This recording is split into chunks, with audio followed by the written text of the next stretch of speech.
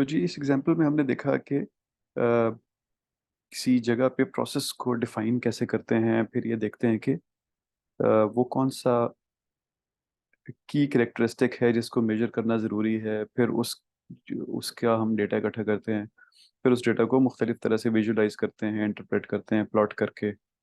लेकिन जब वो प्लॉट हमारे सामने आ जाता है तो फिर चैलेंज ये होता है कि उसके अंदर से चीज़ें कैसे पढ़ें।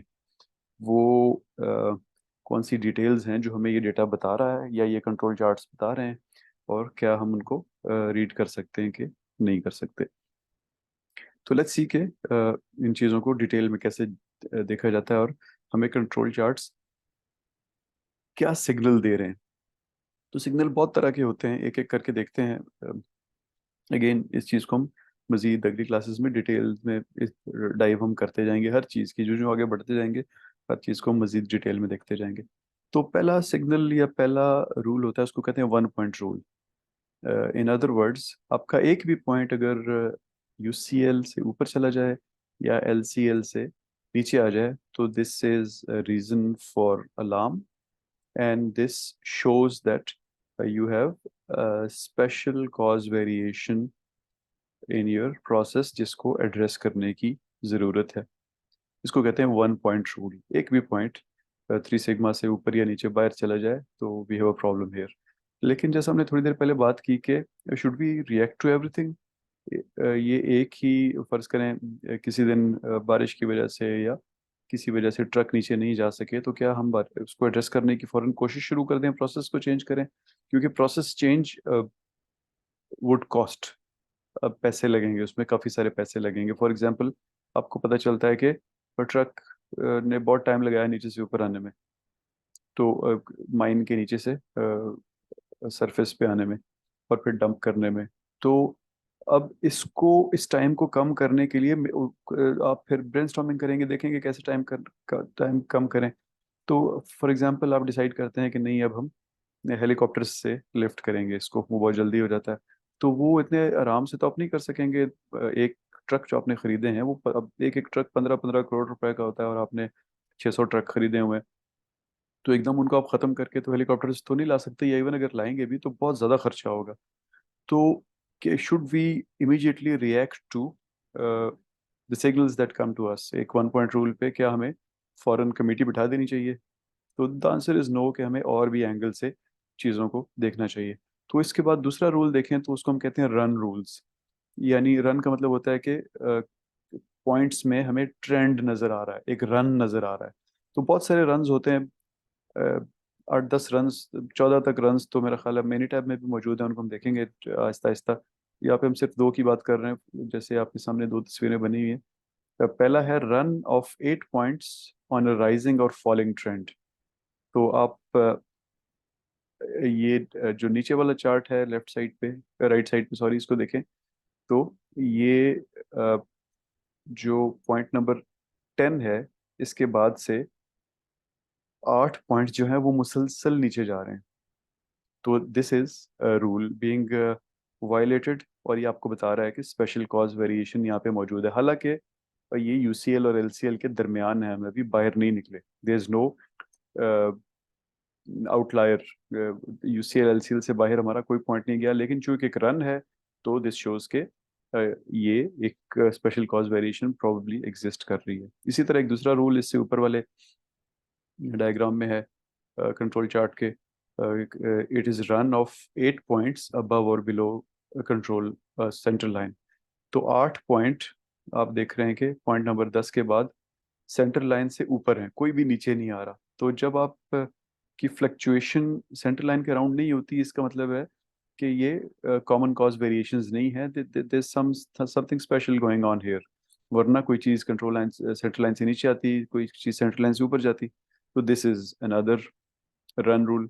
तो इसको आपको देखने की ज़रूरत है कि ये किस वजह से हुआ। तो आप देखें कि आप बेसिकली क्या कर रहे हैं कि आप वन पॉइंट रूल पे डिसाइड करने के बजाय you are diving deep into the control chart, और आप देखने की कोशिश कर रहे हैं कि हमें मजीद इसमें से क्या डेटा और क्या सिग्नल्स मिल सकते हैं, ताकि हम जो भी डिसीजन करें it should be based on concrete evidence, और वो ऐसा ना हो कि हम एब्रप्टली रिएक्ट कर रहे हो किसी चीज़ को, जो बाद में पता चले कि प्रोसेस को तो इस पे चेंज नहीं करना चाहिए था। इसी तरह एक तीसरा सेट ऑफ रूल्स है जिसको हम कहते हैं जोन रूल्स। इसमें बेसिकली क्या होता है कि आप जो पहले वाले दो रूल्स थे उसमें तो हमने एक्स बार लाइन या सेंटर लाइन या मीन लाइन के साथ यूसीएल एलसीएल को देखा, और उसके दरमियान पहले देखा कि पॉइंट्स कहीं बाहर नहीं निकल रहे, फिर देखा कि कोई ट्रेंड्स तो नहीं है। तो इसमें आप क्या करते हैं कि यूसीएल और एलसीएल के दरमियान वाले, यूसीएल और सीएल, इसी तरह सीएल और एलसीएल के दरमियान वाले एरिया को फर्दर सब डिवाइड कर देते हैं इनको। नॉर्मली ये 1 सिग्मा की लाइंस लगाते हैं, लेकिन बहुत से केसेस में ये 1.5 सिग्मा की दो लाइंस भी हो सकती हैं। यानी सेंटर लाइन से यूसीएल के दरमियान एक 1.5 सिग्मा पे लाइन लग जाए और दूसरी यूसीएल खुद होगी सिर्फ, यानी दो सब डिविजन हो जाएंगी। और तीन तीन भी हो सकती हैं, यानी 1 सिग्मा पे लगा दें, 2 सिग्मा पे लगा दें, और तीसरी ऑलरेडी हो जाएगी। तो जो 1 सिग्मा के सेंटर लाइन के बाद 1 सिग्मा की लाइंस लगती हैं ऊपर और नीचे, उनको यूजुअली हम कहते हैं अपर इनर लिमिट और अपर अपर लोअर लिमिट, यूआईएल, और अपर इनर लिमिट और लोअर इनर लिमिट। यानी अपर इनर लिमिट का मतलब कि जो कंट्रोल अपर कंट्रोल लाइन की तरफ पहला 1 सिग्मा है उसको हम कह रहे हैं अपर इनर लिमिट, और जो एलसीएल की तरफ पहला 1 सिग्मा है उसको हम कह रहे हैं लोअर इनर लिमिट। इसी तरह जो उससे ऊपर वाली लाइन होती है, यानी 2 सिग्मा की लाइंस होती हैं, उनको हम कहते हैं अपर वार्निंग लिमिट और लोअर वार्निंग लिमिट। फिर ऑब्वियसली फिर आखिर में हम एलसीएल और यूसीएल पे 3 सिग्मा पे पहुंच जाते हैं। तो फिर अब हम ये जो हमारे पास जोन्स बने हैं, 3 जोन ऊपर और 3 जोन नीचे, इनके अंदर ट्रेंड्स को देखते हैं। अभी बहुत सारे ट्रेंड्स हैं, वो भी हम आहिस्ता आहिस्ता देखेंगे। तो वो ये भी हो सकता है कि एक जोन में अगर जैसे हमने रन रूल्स में कहा कि एक रन रूल के जो जोन्स थे एक्स बार और यूसीएल के दरमियान वाला जोन था, इसके अंदर 8 पॉइंट एक जोन में आ जाए तो वी हैव अ प्रॉब्लम। यहाँ पे वो पॉइंट्स कम हो जाते हैं अगर एक जोन में, क्योंकि जोन छोटे हो गए हैं। तो एक जोन में दो दो तीन तीन भी आ जाए तो हम उसको फिर डिटेल में देखना शुरू कर देते हैं कि probably there something going on here, जो कि स्पेशल कॉज को एट्रीब्यूट हो सकता है। और फाइनली कोई भी नॉन रैंडम सिग्नल आपको मिल रहे हो ना, रैंडमनेस का मतलब होता है ओनली कॉमन कॉज वेरिएशन, और रैंडमनेस की शक्ल ऐसे होती है कि आप सेंटर लाइन से ऊपर नीचे बार बार जा रहे होते हैं, ना ऊपर रहते हैं हमेशा, ना नीचे रहते हैं, ना एक एक ट्रेंड शो कर रहे होते हैं, ना फॉल कर रहे होते हैं, ना राइज कर रहे होते हैं। तो कोई भी चीज जो आपको नॉन रैंडमनेस दिखाए, यानी वो किसी एक साइड पे कुछ कर रही हो, तो उनको हम नॉन रैंडम सिग्नल्स कहते हैं। और इट इज़ इम्पॉर्टेंट कि उनकी तरफ ध्यान दिया जाए, और उसके अंदर स्पेशल कॉज अगर है तो उसको ढूंढने की कोशिश की जाए। इनफैक्ट स्पेशल कॉज के अलावा भी जब आप नॉन रैंडम सिग्नल्स को डिटेल में देखते हैं तो कॉमन कॉजेज भी वहाँ पे आपको नजर आने शुरू होते हैं। जैसे मैंने आपको बताया कि one person special cause can be another person common cause and vice versa. तो जब आप अपने प्रोसेस को रियली इम्प्रूव करना चाहते हैं, अपनी कंट्रोल लिमिट्स को स्क्वीज करना चाहते हैं, सेंटर लाइन के करीब लेके आना चाहते हैं, क्योंकि कस्टमर बर्दाश्त नहीं करता वेरिएशन आपका, और आप बहुत महंगी प्रोडक्ट बेच रहे हैं, तो फिर आप क्या करते हैं कि आप हर नॉन रैंडम सिग्नल को बहुत डिटेल में देखते हैं और अपने प्रोसेस को इम्प्रूव करने की कोशिश करते हैं। अब आपके पास आ गया जी ये सिग्नल्स, आपको कुछ समझ आने की जरूर की प्रोसेस शुरू हो गया। तो अब करना क्या है जब आपको आउट ऑफ कंट्रोल सिग्नल्स आ रहे हैं, तो क्या करें, एक्शंस क्या हैं? तो एक्शंस आपके जो हैं वो, देर आर नो एसओपीज, कोई स्टैंडर्ड रूल्स नहीं है, क्योंकि इट रियली डिपेंड्स कि आपने अपनी ऑर्गेनाइजेशन में एसपीसी को कैसे लेके चल रहे हैं, डिसीजन मेकिंग के सिस्टम्स क्या हैं। तो कुछ एग्जांपल्स ये हो सकती हैं कि वो क्या चीज़ें हैं जो फैसला करती हैं कि आप क्या करेंगे। हु कलेक्ट्स द डेटा, ये जो कंट्रोल चार्ट का डेटा है कौन कलेक्ट करता है, कौन इसको प्लॉट करता है, और कौन इसको इंटरप्रेट करता है। तो इसके बेसिकली दो जनरल तरीके हैं। एक तरीका ये हो सकता है कि एक क्वालिटी कंट्रोल का डिपार्टमेंट हो, वही डेटा कलेक्ट करे, कंट्रोल चार्ट्स बनाए और उसको समझने की कोशिश करे। दूसरा तरीका ये हो सकता है जो प्रोसेस के ओनर्स हों, यानी जो प्रोसेस को ऑपरेट कर रहे हैं, वही लोग डेटा कलेक्ट करें, प्लॉट करें और उससे समझने की कोशिश करें। तो अगर ये क्वालिटी कंट्रोल वाले कर रहे हो तो इसको हम आम जुबान में कहते हैं कि ये क्यूसी सिस्टम है, क्वालिटी कंट्रोल सिस्टम है। और अगर ये प्रोसेस के ऑपरेटर्स कर रहे हो तो उसको हम कहते हैं ये क्यूए सिस्टम है, यानी क्वालिटी अश्योरेंस सिस्टम है।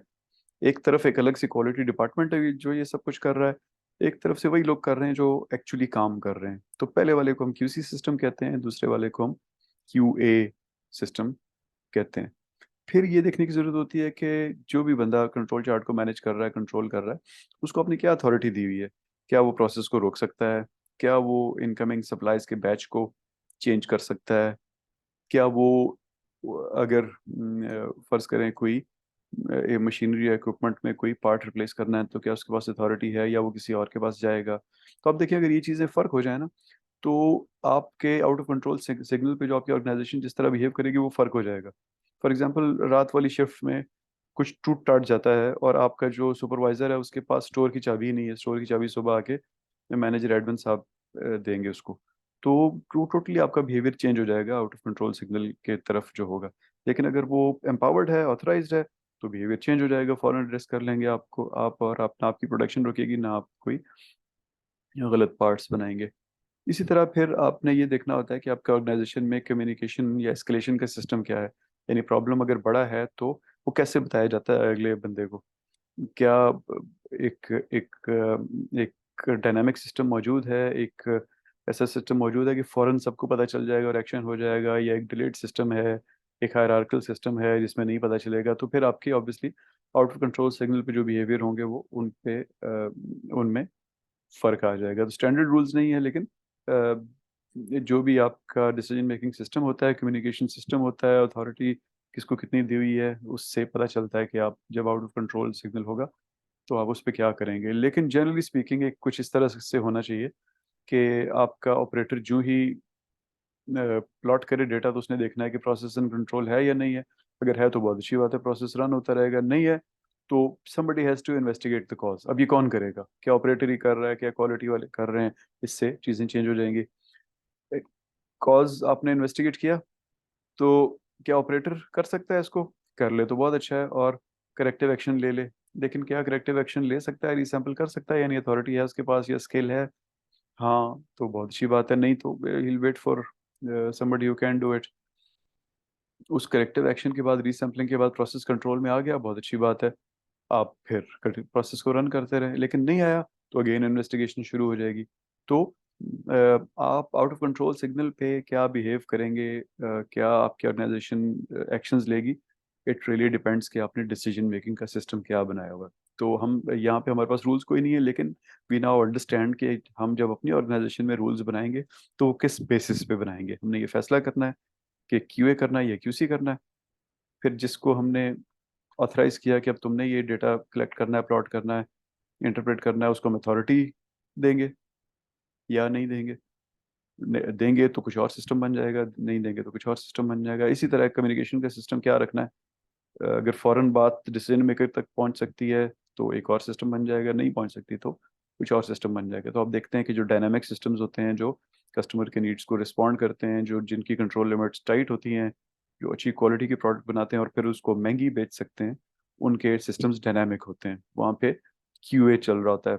जो प्रोसेस जो लोग चला रहे होते हैं, ऑपरेटर्स होते हैं, वो खुद डेटा इकट्ठा कर रहे होते हैं, प्लॉट कर रहे होते हैं, इंटरप्रेट कर रहे होते हैं। उनके पास अथॉरिटी होती है चेंजेस करने की, और वो फॉरेन हर लेवल पे कम्युनिकेट कर सकते हैं ताकि डिसीजन फॉरेन हो और वो प्रोसेस को वापस स्टेबिलिटी पे लेके आए। जहाँ ये नहीं होता ऑब्वियसली, वहाँ पे इसका मतलब होता है कि वो लो क्वालिटी की आउटपुट वहाँ आ रही है, वहाँ पे कम पैसे कमाए जा रहे हैं।